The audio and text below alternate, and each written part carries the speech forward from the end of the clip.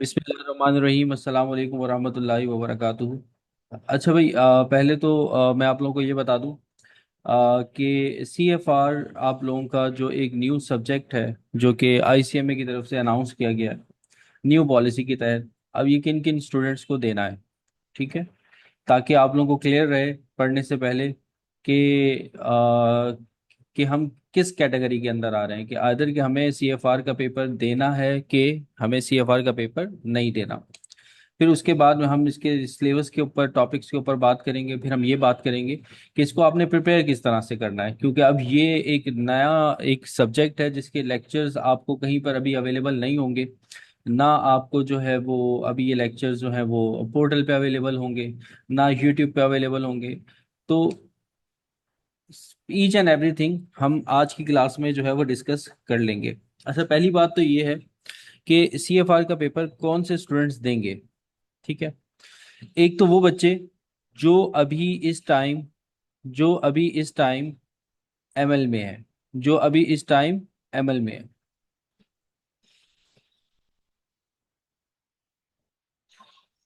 एक मिनट,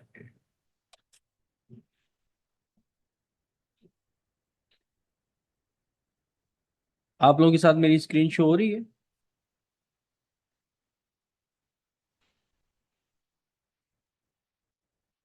हाँ, हो रही है।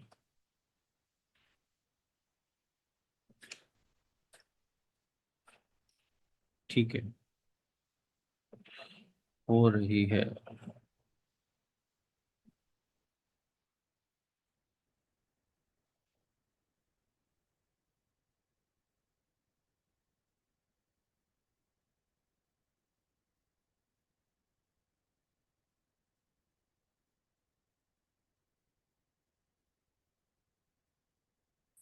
अच्छा, एक तो वो स्टूडेंट्स जो कि अभी ML में है,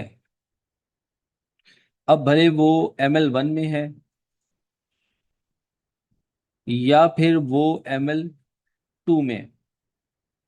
ML 1 में है तो जब वो ML 2 के अंदर आएंगे तो उन्हें CFR का पेपर जो है वो देना होगा, ठीक है। या वो बच्चे जो करंटली अभी ओल्ड पॉलिसी में, ओल्ड पॉलिसी, ऐसे ये जो बात हो रही है, जो ओल्ड पॉलिसी के अंदर रजिस्टर्ड थे और वो ओल्ड पॉलिसी के पेपर दे रहे हैं, तो उनको भी CFR का पेपर देना है, उनको भी CFR का पेपर देना है। अच्छा, जो न्यू पॉलिसी में उनको तो जाहिर सी बात है कि उनको CFR का पेपर देना है। एक तो बात ये क्लियर हो गई कि जो बच्चे ओल्ड पॉलिसी में ML 1 में है या ML 2 के अंदर है, उनको अभी उनका अभी लेवल क्लियर नहीं हुआ, उनको अभी भी ये पेपर देना है। दूसरी बात, वो स्टूडेंट्स जो ओल्ड पॉलिसी में रजिस्टर्ड हुए थे,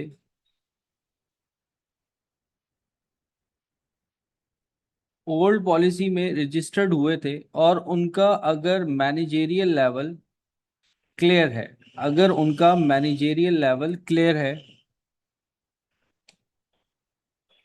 उनका अगर मैनेजेरियल लेवल क्लियर है और क्लियर करने के बाद उन्होंने न्यू पॉलिसी में एडमिशन लिया, न्यू पॉलिसी के अंदर एडमिट हुए और न्यू पॉलिसी का वो कोई पेपर दे रहे हैं, यानी कि AFSR दे रहे हैं या वो टैक्स दे रहे हैं, एडवांस टैक्स दे रहे हैं, उनको भी ये पेपर देना होगा। साफ साफ बता रहा हूं, जो बच्चे, जो स्टूडेंट्स न्यू पॉलिसी के अंदर रजिस्टर्ड हैं, ठीक है, उनका ML क्लियर है, उनका ML क्लियर है और वो न्यू पॉलिसी के अंदर आ गए हैं और न्यू पॉलिसी के अंदर वो AFSR दे रहे हैं या फिर वो टैक्स दे रहे हैं, क्योंकि एसएल के अंदर SL 1 में उनके पास ये सब्जेक्ट आ रहे होंगे, AFSR और टैक्स। भले उनके ये सब्जेक्ट क्लियर हो या ना हो, उनको CFR का पेपर देना है। तो ये बात क्लियर हो गई आप लोगों को। अच्छा, अगर कोई ऐसे स्टूडेंट जो कि जिनका ML क्लियर है,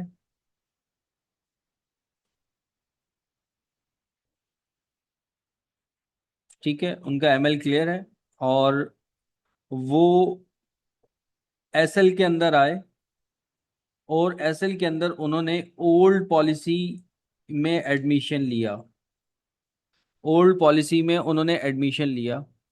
और ओल्ड पॉलिसी के अंदर भी ये ज़रूरी है, ये ज़रूरी है, उन्होंने ओल्ड पॉलिसी में एसएल के अंदर एएफए सीआर का पेपर होता था, उसमें इनरोल्ड हो गए।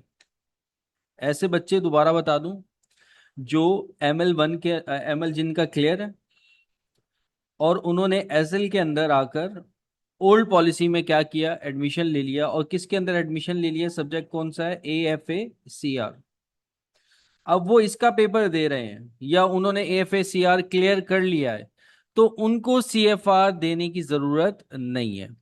ठीक है, उनको CFR देने की जरूरत नहीं है। तो CFR सिर्फ और सिर्फ उस कैटेगरी के स्टूडेंट्स देंगे जो या तो ML1 में है, जब वो ML2 के अंदर आएंगे तो CFR देंगे, या फिर वो ML2 के अंदर है, उनके ML2 में कोई वो पेपर रुका हुआ है या वो पेपर दे रहे हैं, तब भी उनको CFR का पेपर देना होगा। ठीक है, इसके अलावा वो SL का पेपर नहीं दे सकते। ठीक है, अगर SL का पेपर देंगे तो साथ मिलाकर CFR को देंगे, अदरवाइज वो नहीं दे सकते। ऐसे स्टूडेंट्स जिनका ML क्लियर हो चुका है और अब उन्होंने एडमिशन लिया है न्यू पॉलिसी के अंदर, SL में आकर, स्ट्रेटेजिक लेवल में आकर, और अब उन्होंने वो एसएल में उन्होंने AFASR सेलेक्ट किया हो या टेक्स्ट सेलेक्ट किया हो या दोनों सब्जेक्ट्स उन्होंने सेलेक्ट किए हो, तो तब तक वो ये पेपर एसएल के नहीं दे सकते जब तक वो CFR का पेपर नहीं देंगे। हाँ, अगर ये वाले पेपर देने हैं तो CFR का पेपर साथ में मिलाकर दे सकते हैं, सेपरेटली AFSR या टेक्स्ट का पेपर नहीं दे सकते। ये बात भी क्लियर हो गई।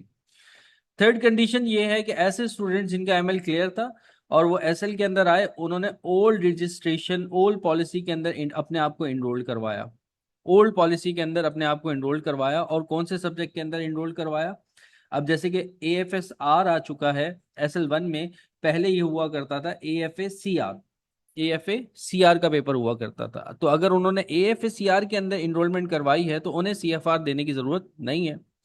और शर्त यह है कि उनका CGBL भी क्लियर हो। तो यानी कि वो ML उनका अगर क्या है, क्लियर है, तो CGBL भी क्या होगा, क्लियर होगा। तो अगर उनका क्लियर है और FACR के अंदर जो है वो इनरोल्ड है, तो FACR का पेपर दें, AFACR का, और CFR से उनकी जान छूट जाएगी, CFR का पेपर नहीं देना होगा। तो पहली बात तो हमें ये क्लियर हो गई कि किन किन स्टूडेंट्स को पेपर देना है और किन किन स्टूडेंट्स को पेपर नहीं देना। यहाँ तक किसी का कोई क्वेश्चन हो, कोई सवाल हो तो मुझसे पूछ लो, नहीं तो फिर हम आगे चलते हैं।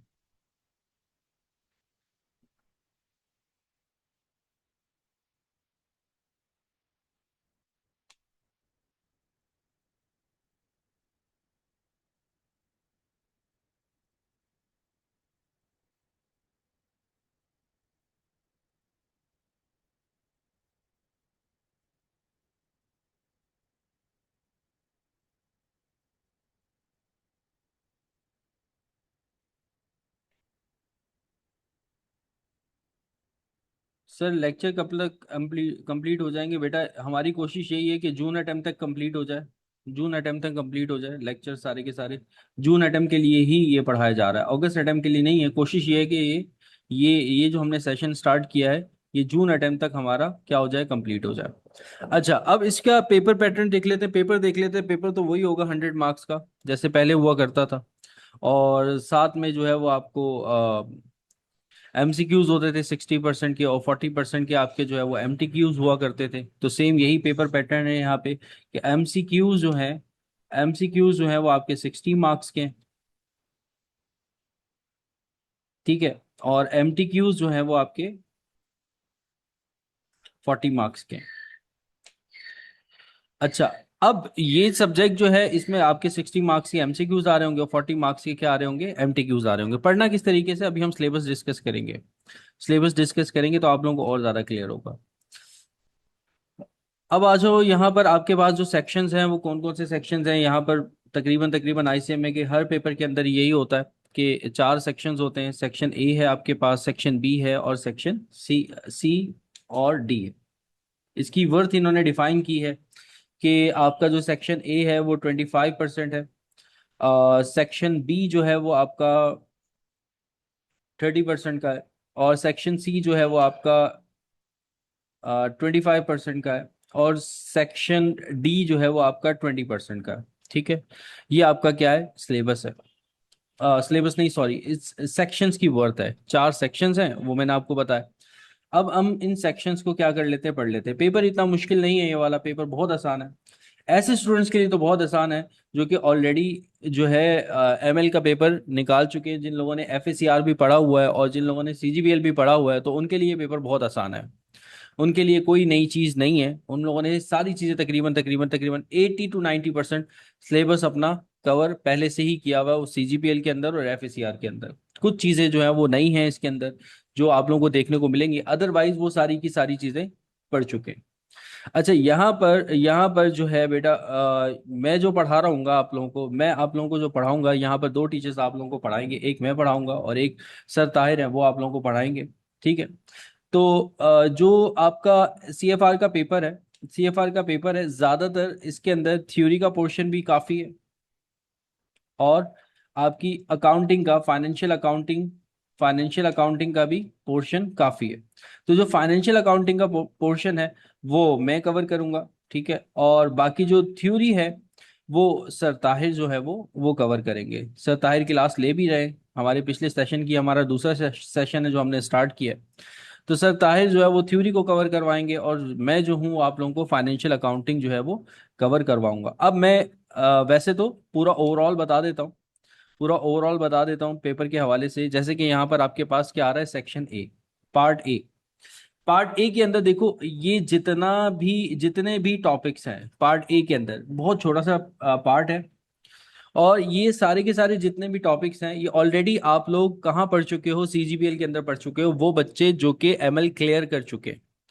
तो उन लोगों ने सीजीपीएल के अंदर ये सारी चीजें पढ़ी हैं, company act 2017, structure type, company statutory requirements, ये सारी चीजें आप लोग पढ़ चुके हो। एमएल के अंदर यहाँ पर पढ़ाई जाएगी, ऑब्वियस सी बात है पढ़ाई जाएंगी, सर ताहिर आपको पढ़ाएंगे। एसएससीपी रोल, पावर और regulatory functions, code of corporate governance 2019, SECP, PSX, board of director composition, independence committee, audit, risk, nomination और कॉर्पोरेट कंप्लायंसेस एंड पेनल्टीज, ये सारे टॉपिक्स आप ऑलरेडी सीजीपीएल के अंदर पढ़ चुके हो, जो बच्चे एमएल क्लियर कर चुके हैं। और जो बच्चे एमएल नहीं क्लियर किया तो उनके लिए टॉपिक सारे के सारे ऑब्वियस सी बात नए होंगे, वो फर्स्ट टाइम पढ़ेंगे जिन लोगों ने सीजीपीएल नहीं पढ़ा। तो ये सारी चीजें आपको सर ताहिल पढ़ाएंगे। और दूसरी बात, वो बच्चे जो कि अभी मेरी क्लासेस नहीं ले रहे, ये जस्ट उन्होंने मेरा एक लेक्चर देखना है या मेरी वीडियो देखनी है, तो उनके लिए मैं आप लोगों को ये रेकमेंड करूंगा, जो सीजीपीएल के अंदर आप तो डिटेल में पढ़ रहे थे सारी चीजें, ठीक है, यहाँ पर आपने कुछ डिटेल में नहीं पढ़ना, ये सिर्फ आपको ओवरव्यू देना है। यहाँ पे आपने सारी चीजें बहुत ज्यादा डिटेल में नहीं पढ़नी। सीजीपीएल में आप लोगों को बहुत डिटेल में पढ़ाया गया था, अब वो एसएल के अंदर जा चुका है, तो आपको इतना ज्यादा डिटेल में नहीं पढ़ना, जस्ट आपको हर टॉपिक का ओवरव्यू लेना है। यहाँ पर लॉ से रिलेटेड, जैसे लीगल स्ट्रक्चर एंड ये जो आपके पास पार्ट ए है, इसमें जितने भी टॉपिक्स हैं, जिसमें कंपनी एक्ट 2017 है, वो बहुत बड़ा कंपनी एक्ट 2017 है, कौन कौन सी चीजें, बस सिंपल का उसका स्ट्रक्चर क्या है, उसकी टाइप क्या है कंपनीज की, और स्टैट्यूटोरी रिक्वायरमेंट्स क्या क्या है, इसके अलावा एसएससीपी का रोल क्या है, पावर क्या है, रेगुलेटरी फंक्शंस क्या हैं उसके, कोड ऑफ कॉर्पोरेट गवर्नेंस 2019 एसएससीपी, ये आपने देखने हैं, बोर्ड ऑफ डायरेक्टर्स, उनकी कंपोजिशन कैसी होती है, कमेटी किस तरह से बनती है, ऑडिट, रिस्क, नॉमिनेशन, ये सारी चीजें आप लोगों ने वहां पे पढ़ी हैं। तो बस इन इन टॉपिक्स को आपने देखना है। कॉर्पोरेट कंप्लायंसेस एंड पेनल्टीज वगैरह, कॉर्पोरेट से रिलेटेड जो कंप्लायंसेस है वो पेनल्टीज हैं, इनको आपने देखना है, ओवरऑल सारी पेनल्टीज को नहीं देखना। ठीक है, तो ये आपका क्या है, पार्ट ए है, लेकिन ओवरव्यू लेना है, ये बात याद रखिए, ओवरव्यू करना है, बिल्कुल डिटेल में जैसे सीजीपीएल के अंदर पढ़ा था वैसे नहीं पढ़ना। और जो एमएल के बच्चे होंगे उनको तो पढ़ा दिया जाएगा, ऑब्वियस सी बात है, जितना सर पढ़ा रहे होंगे, सर नोट्स भी अपने शेयर कर रहे हैं आप लोगों के साथ, तो आपने उसको फॉलो करना है। फिर आ जाओ सेक्शन बी जो मेरा है, सेक्शन बी जो मेरा है, आ, यहाँ पर सेक्शन बी के अंदर आपके पास कौन कौन से टॉपिक्स आ रहे हैं इसको देख लेते हैं। सेक्शन बी आपके पास आ रहा है IS 1, IS 7, IS 1 presentation of financial statement, IS 7 statement of cash flows, IFRS 15 revenue from contract with customers, IFRS 16 lease का टॉपिक है, IFRS 9 फाइनेंशियल इंस्ट्रूमेंट है, और इसके अलावा adoption status in Pakistan, notes to the accounts and key disclosures. ठीक है, ये सारे टॉपिक्स हैं आपके किसके अंदर, सेक्शन बी के अंदर। और ये सेक्शन बी मैं आप लोगों को पढ़ाऊंगा, डिटेल में पढ़ाऊंगा, ठीक है। और मैं भी हम अपनी नेक्स्ट क्लास के अंदर इंशाल्लाह ताला जो स्टार्ट करेंगे वो IFRS 15 स्टार्ट करेंगे, IFRS 15 स्टार्ट करेंगे। अच्छा, साथ साथ मैं आप लोगों को ये भी बताता चलूं, ऐसे स्टूडेंट्स जो अभी न्यू इनरोल्ड होंगे, ऐसे स्टूडेंट्स जो कि न्यू इनरोल्ड होंगे, मतलब जिन लोगों ने इससे पहले ICMA को नहीं देखा, वो फर्स्ट टाइम ICMA के अंदर एडमिशन ले रहे हैं, और वो ले रहे हैं MBA की बेसिस पर, MBA की बेसिस पर। ठीक है, अब जब वो स्टूडेंट्स MBA की बेसिस पर एडमिशन लेंगे तो ऑब्वियस सी बात है उनका डायरेक्टली एडमिशन कहाँ होगा, ML2 के अंदर होगा। उनका डायरेक्टली एडमिशन कहाँ होगा, ML2 के अंदर होगा।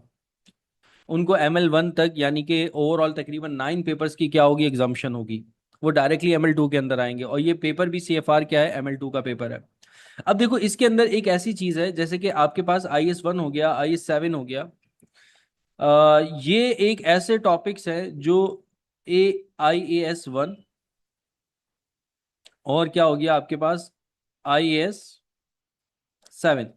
ये बेसिकली क्या है, फाइनेंशियल स्टेटमेंट्स हैं, फाइनेंशियल स्टेटमेंट्स हैं। Cash flow statement financial statement है, presentation of financial statements. IS1 जो है इसमें भी आप प्रॉफिट एंड लॉस स्टेटमेंट बनाओगे, स्टेटमेंट ऑफ फाइनेंशियल पोजीशन बनाओगे। ठीक है, तो आपको ये बात याद रखिएगा, आप लोगों के लिए वो बच्चे जो कि ML2 के अंदर डायरेक्टली इनरोल्ड हुए हैं और वो MBA की बेसिस पे आ रहे हैं, 16 ईयर क्वालिफिकेशन की बेसिस पे आ रहे हैं, तो बेटा उनके लिए ये सब्जेक्ट जो है यहाँ पर सेक्शन बी उनको काफ़ी टफ टाइम देगा, उनको काफ़ी टफ टाइम देगा। उसका रीज़न ये है, उसका रीज़न ये है कि आप लोग पहले से इंटरनेशनल अकाउंटिंग स्टैंडर्ड्स नहीं पढ़कर आ रहे, मोस्टली कम जो यूनिवर्सिटीज़ होती हैं वो इंटरनेशनल अकाउंटिंग स्टैंडर्ड्स नहीं पढ़ाती। जो बच्चे शुरू से पढ़कर आ रहे हैं ML1 के अंदर, उन्होंने FACR पढ़ा है, उनके लिए तो बहुत मज़ेदार चीज़ें होंगी, क्योंकि वो ऑलरेडी सारी चीज़ें पढ़कर आ चुके हैं, उन्होंने सारी चीज़ें FACR के अंदर ML1 के अंदर पढ़ ली होंगी। तो यहाँ पर उनके लिए वो बच्चे जो कि MBA कर कर आ रहे हैं, MBA कर कर आ रहे हैं, और उसके बाद डायरेक्टली ML2 के अंदर एडमिशन हुआ और उन्होंने CFR का पेपर उठा लिया, तो उनको काफ़ी डिफिकल्टीज फेस करना पड़ेंगी कहाँ पर, पार्ट बी के अंदर आकर। पार्ट बी क्योंकि पूरा का पूरा स्टैंडर्ड है, इंटरनेशनल अकाउंटिंग स्टैंडर्ड, जिसमें IAS और IFRS है, और ये है भी बिल्कुल जिसमें आप statement of profit and loss बना रहे हो, स्टेटमेंट ऑफ फाइनेंशियल पोजीशन बना रहे हो, तो आपको सारी नॉलेज होनी चाहिए स्टैंडर्ड्स की, सारी की सारी आपको नॉलेज होनी चाहिए स्टैंडर्ड्स की, तभी जाकर आप ये सारी चीज़ें पढ़ सकते हो। तो मैं आप लोगों को ये रेकमेंड करूंगा कि आप लोग मेरे यूट्यूब पे जो लेक्चर्स हैं FACR से रिलेटेड जो मेरे लेक्चर्स हैं वो लाजमी देखें, वो लाजमी देखें। कुछ स्टैंडर्ड्स तो मैं आप लोगों को रेकमेंड करूंगा कि वो लाजमी देखें, जिसमें IS16 हो गया, IS36 हो गया, इसके अलावा जो है IS आपके पास 38 हो गया, IS40 हो गया, IS12 हो गया, डेफर टैक्स का, इनकम टैक्स का। ये कुछ स्टैंडर्ड्स है, मैं आप लोगों को रेकमेंड करूंगा बेटा कि ये आप लोग लाजमी लाजमी लाजमी पढ़ लो। क्यों, क्योंकि उसका रीज़न ये है कि ये स्टैंडर्ड्स यहाँ पर इम्प्लीमेंट होंगे, IS1 के अंदर भी आएंगे और IS7 के अंदर भी आएंगे। तो जब ये स्टैंडर्ड्स यहाँ पर इम्प्लीमेंट हो रहे होंगे, तो आप लोगों को ऑलरेडी इसका अगर नॉलेज नहीं होगा तो आप यहाँ पर थोड़े से परेशान होंगे, यहाँ पर थोड़े से क्या, काफ़ी ज़्यादा परेशान हो गए। तो आप लोगों को मैं ये रेकमेंड करूंगा कि अगर आप लोगों ने इंटरनेशनल अकाउंटिंग स्टैंडर्ड्स नहीं पढ़े पहले MBA के अंदर, तो आप लोग पहले वो पढ़ लो, कुछ स्टैंडर्ड्स लाजमी पढ़ लो, जिसमें IS16 है, IS36 है, IS38 है, और इसके अलावा IS12 है। ये कुछ स्टैंडर्ड्स हैं 4 5, इनको आप लाजमी कवर कर लो, इनको आप लाजमी कवर कर लो, ताकि आपको IS1 और IS7 पढ़ने में मुश्किल ना हो। ठीक है, ये बातें हो गई। फिर उसके बाद आ जाओ सेक्शन बी, पार्ट बी तो मैंने पढ़ाना है। अच्छा, मैं आप लोगों को बता दूं, जहां तक मुझे लगता है पार्ट ए और पार्ट बी, पार्ट ए और पार्ट बी, पार्ट ए में तो सर आपको बता देंगे कौन कौन सी चीज़ें इंपॉर्टेंट हैं जिनको आपने लाजमी पढ़ना है। अच्छा, मैं आप लोगों को अभी भी बता देता हूँ कि जहां तक मेरा ख्याल है कि वो इसमें से क्या क्या चीज़ें आप लोगों से पूछ सकता है, क्या क्या चीज़ें आप लोगों से पूछ सकता है। पार्ट ए के अंदर बेटा वो पेनल्टीज वगैरह MCQs के अंदर बहुत पूछ सकता है, पेनल्टीज हो गए, ये आपसे पूछ सकता है। इसके अलावा जो है वो आप लोगों से स्टैट्यूटरी रिक्वायरमेंट जो है कंपनी एक्ट 2017 की, ये आप लोगों से एक इम्पॉर्टेंट क्वेश्चन है थ्योरी के अंदर, वो पूछ सकता है।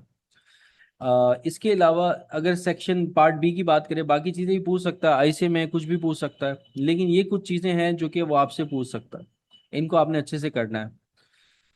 इसके अलावा जो बोर्ड ऑफ डायरेक्टर्स हैं, इनसे रिलेटेड भी क्वेश्चंस वो पूछ सकता है काफ़ी, जैसे कमेटी है, ऑडिट कमेटी हो गई, रिस्क कमेटी हो गई, ये किस तरीके से बनाई जाती हैं, इनकी किस तरह से जो है वो कॉरपोरेशन होती है, वो सारी चीज़ें आपसे पूछ सकता है। ठीक है, तो इसको आपने अच्छे से करना है, लाजमी करना है, थ्योरी के अंदर ये इंपॉर्टेंट है। अच्छा, अब देखो, आ जाओ यहाँ पर, आपके पास मोस्ट इंपॉर्टेंट है IFRS 15, काफी सवाल इसमें से पूछेगा। IFRS 16 लीज का जो टॉपिक है, इसमें से भी काफी सवाल पूछेगा। IFRS 9 ये भी काफी इंपॉर्टेंट है, इसमें से भी आपसे सवाल पूछेगा। और IFRS 9 के अंदर जो है वो आपके पास अमोर्टाइजेशन, अमोर्टाइजेशन इंपॉर्टेंट है। अमोर्टाइजेशन जब आप लोग पढ़ोगे IFRS 9 के अंदर, मुझसे पढ़ोगे या कहीं और से पढ़ोगे, तो इसके ऊपर आप लोगों ने काफी फोकस करना है, इसमें से भी सवाल वो आपसे पूछ सकता है। बाकी IS 1 हो गया, IS 7 हो गया, इसमें से कुछ पार्ट आपसे पूछेगा, जैसे कि कैश फ्लो है ना, तो कैश फ्लो के अंदर आपके पास जो है वो आपके पास एक्टिविटीज होती हैं। ऑपरेटिंग एक्टिविटीज होती है, इन्वेस्टिंग एक्टिविटीज होती है, फाइनेंसिंग एक्टिविटीज होती है। तो वो एक एक्टिविटी आपसे पूछ सकता है, ऑपरेटिंग एक्टिविटी पूछ लेता है, ज्यादातर जो है वो आपसे ऑपरेटिंग एक्टिविटीज पूछ सकता है। बहरहाल पूछने को वो ऑपरेटिंग भी पूछ सकता है, फाइनेंसिंग भी पूछ सकता है, और इन्वेस्टिंग भी पूछ सकता है। तो अगर मुझसे पढ़ना है तो यहाँ पर आप लाइव क्लासेस में लेकर पढ़ सकते हो। अदरवाइज अगर आप लोग चाहो तो यूट्यूब पे भी IS 7 के मेरे लेक्चर्स मौजूद हैं, IFRS 15 के भी मेरे लेक्चर्स मौजूद हैं, IFRS 16 के भी मेरे लेक्चर्स मौजूद हैं, और वहाँ से भी आप लोग कवर कर सकते हो, लेकिन लाइव क्लास में लोगे तो ज़्यादा बेनिफिट होगा। ठीक है, यहाँ तक बेटा कोई सवाल है? नहीं तो मैं आगे चलता हूँ।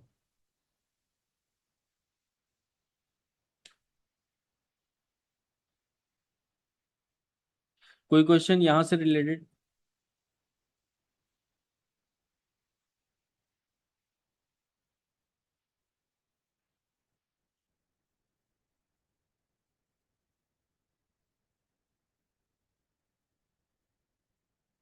सही है, ठीक है जी।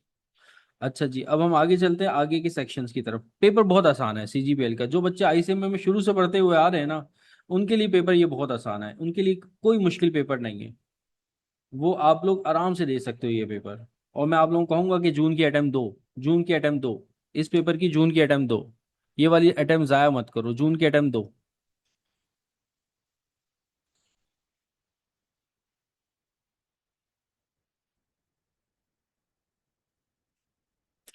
अच्छा भाई, अब आ जाओ, नेक्स्ट है हमारे पास हमने सेक्शन बी भी कर लिया और सेक्शन ए भी डिस्कस कर लिया। अच्छा भाई, अब हम बात करते हैं किसके ऊपर, अब हम बात करते हैं किस पर, सेक्शन सी की तरफ। ठीक है, सेक्शन सी भी एक ऐसा सेक्शन है जिसको मैंने पढ़ाना है आप लोगों को। सेक्शन सी भी जो है वो मैं पढ़ाऊंगा। सेक्शन सी के अंदर आपके पास जो है वो annual report component, directors report, governance report, interim financial reporting IS 34, इसके अलावा SSCP forms and filings IS 10, IS 24, earning management and transparency. ये कुछ है, इसमें स्टैंडर्ड्स भी हैं और कुछ थ्योरी भी है, मिक्स करके जो है वो इसमें चीज़ें आ रही हैं। तो ये सारे टॉपिक्स भी मैंने आप लोगों को पढ़ा रहे हैं, और इसमें थ्योरी भी है और साथ साथ जो है वो आपके स्टैंडर्ड्स भी इन्वॉल्व हैं। और इसके अलावा आपके पास इसके अंदर internal audit versus external audit roles हैं, SSCP प्रोटेक्शन है, common financial frauds and manipulation, ये सारी चीज़ें इस पार्ट डी के अंदर आ रही हैं आपकी। ऑडिट से रिलेटेड है पार्ट डी, जो है वो आपका पूरा का पूरा जो है वो ऑडिट से रिलेटेड है। कोसो इसके अंदर आ जाता है, कोसो फ्रेमवर्क, ये सारी की सारी चीज़ें जो है वो ऑडिट के अंदर है। तो अगर आप लोगों को वैसे भी इसके इसके पार्ट डी के अगर आपने लेक्चर्स लेने हो, तो एसएल का जो पेपर है, एसएल का जो पेपर है ऑडिट का, एसएल का जो पेपर है ऑडिट का, अगर आप उसमें देखो तो पोर्टल पे उसके लेक्चर्स भी अवेलेबल होंगे। तो ये सारी चीजें वहां पर भी कवर हो रही होंगी, लेकिन वो बहुत ज्यादा डिटेल में। यहाँ पर आपने इतना ज्यादा डिटेल में नहीं पढ़ना, जस्ट आपने ओवरव्यू करना है इन सारी चीजों का। तो ये बेटा आपका पूरा का पूरा एफएससीआर का पेपर था। ठीक है। अब आप लोगों ने प्रिपरेशन कैसे करनी है, जो मुझसे पढ़ रहे होंगे, हमारा क्या होगा, जो बच्चे, दो तरह की कैटेगरी होती है यहाँ पर जो पढ़ रही होती है, या तो वो एक लाइव क्लास ले रही होती है, ठीक है, या फिर जो है वो रिकॉर्डेड पे चल रही होती है। मैं स्टूडेंट्स को ये रेकमेंड करता हूँ कि भाई तुम लोग लाइव क्लासेस लो, रिकॉर्डेड क्लासेस मत लो। लेकिन कुछ बच्चे ऐसे हैं जो कि पूरे पाकिस्तान से, ऑब्वियस सी बात है, यहाँ पे क्लास लेते हैं, तो कुछ बच्चे कश्मीर से ले रहे हैं, कुछ बच्चे कहाँ से ले रहे हैं, तो वहाँ पर नेट का भी प्रॉब्लम होता है, और आजकल वैसे भी इस तरह के हालात हैं कि नेट प्रॉब्लम कर जाता है। तो वो फिर वो बाद में क्या करते हैं, वो लाइव क्लास ले नहीं सकते, लाइट का, इलेक्ट्रिसिटी का बड़ा इशू है, तो वो रिकॉर्डेड पे आ जाते हैं। तो आप लोग अगर रिकॉर्डेड ले रहे हो, लाइव ले रहे हो, जैसे ही हमारा चैप्टर जो है वो कंप्लीट हो, जैसे ही हमारा चैप्टर जो है वो क्या हो, कंप्लीट हो, तो आप लोगों ने एक काम ये करना है कि आपके पास यहाँ पर एडमिन में मिस होंगी, जिनका नंबर 0300 है, जिसने ग्रुप बनाया है हमारा व्हाट्सएप का। आपने क्या करना है, मिस को टेक्स्ट कर देना है, जिसने आपको इनरोल भी किया होगा, ठीक है, जिस मिस ने आपको इनरोल भी किया होगा, आपने उनको टेक्स्ट करना है। टेक्स्ट करने के बाद आपने कहा, कहना है कि मिस को, मिस आप हमारा उस चैप्टर का ये वाला टॉपिक हमारा कंप्लीट हो चुका है, आप इसका हमारा टेस्ट जो है वो कंडक्ट कर लें ऑनलाइन। एक टेस्ट जो है वो कंडक्ट कर लें, तो आप वो टेस्ट भी साथ साथ चैप्टर वाइज देते रहोगे। तो आपको ये फिर टेस्ट जब आप कंडक्ट करवाओगे, अपना टेस्ट दे दोगे, फिर उसके रिजल्ट्स आप लोगों को शो कर दिए जाएंगे, उसके आंसर्स आप लोगों को शो कर दिए जाएंगे।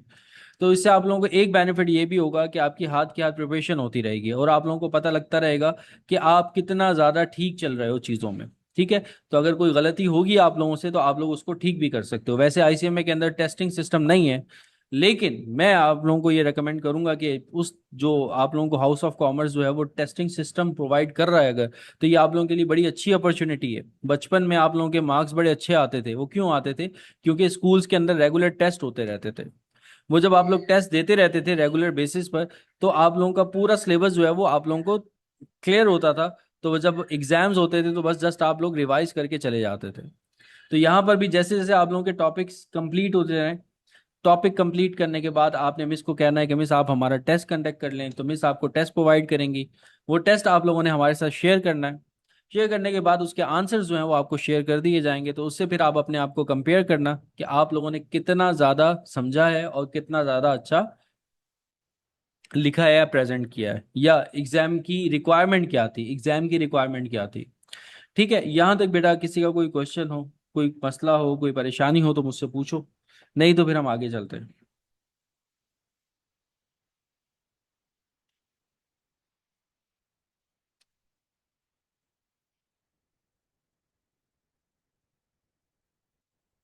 अच्छा आज, अच्छा, क्लास की टाइमिंग जो है वो मेरे ख्याल में आप लोगों को ग्रुप में शेयर हो गई होंगी, या जब आप लोगों ने फॉर्म फिल किया होगा, तो उस फॉर्म का जो व्हाट्सअप लिंक होगा, आप लोग जो आपके पास फॉर्म का लिंक आया होगा, जो मैसेज होगा, उस पर टाइमिंग्स वगैरह आप लोगों को शेयर कर दी गई होंगी।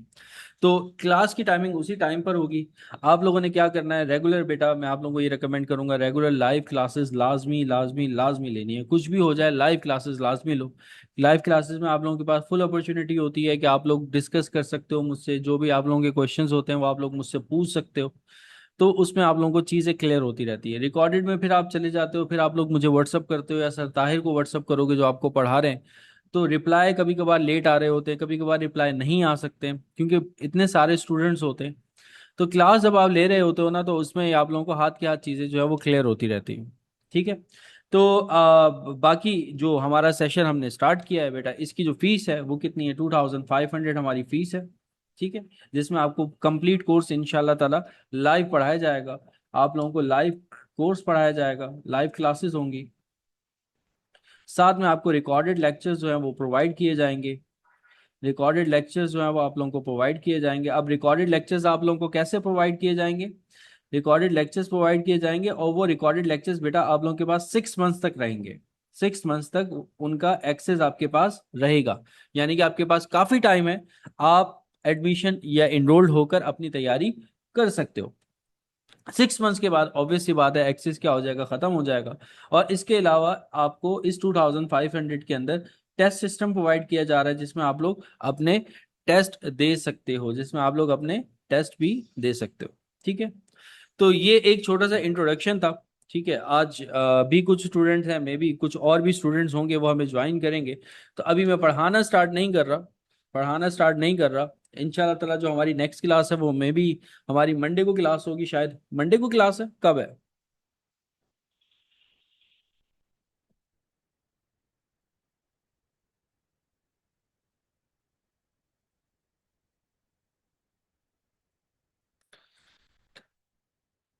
टाइमिंग में बेटा ग्रुप में बता देता हूँ। टाइमिंग में ग्रुप में बता देता हूँ आप लोगों को, दोबारा से टेक्स्ट में आपको रीशेयर कर देता हूँ। ठीक है, मंडे को ही मेरे ख्याल में क्लास है CFR की, संडे और मंडे ये 2 दिन हमारी क्लास होगी, और मेरे ख्याल में सेम टाइमिंग है, 7 to 8, 7 to 9 की आपकी टाइमिंग है। 7 to 9 की आप लोगों की टाइमिंग है, और सेम टाइमिंग है।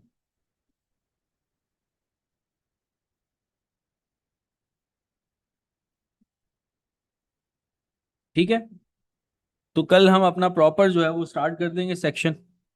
और कल हम इंशाल्लाह ताला IFRS 15 को हम स्टार्ट करेंगे। रेवेन्यू का हमारा टॉपिक है, इंपॉर्टेंट टॉपिक है, एग्जामिनेशन पॉइंट ऑफ व्यू से बहुत इंपॉर्टेंट है। कुछ डेज जो है वो सर ताहिर लिया करेंगे, और कुछ क्लासेस जो है वो मैं लिया करूंगा आप लोगों की।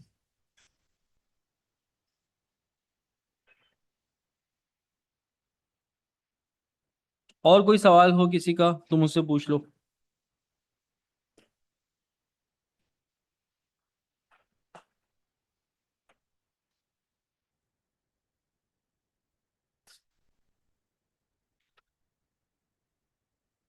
और कोई सवाल हो अगर किसी का तो मुझसे पूछ लो।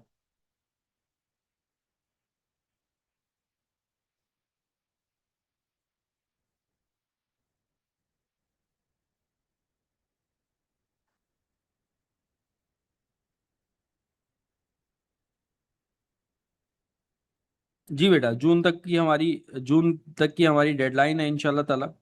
जून तक हम ये कंप्लीट कर लेंगे, और AMA कवर कर सकता हूँ, AMA कर सकते हो बेटा, टाइम है आपके पास, अभी आप चाहो तो AMA भी कर सकते हो।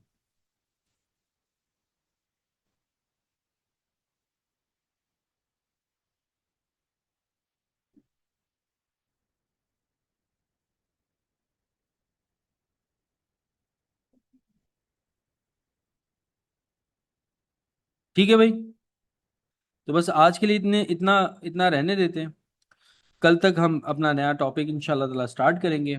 तब तक के लिए मुझे दुआओं में याद रखना, अपना ख्याल रखना। अल्लाह हाफिज।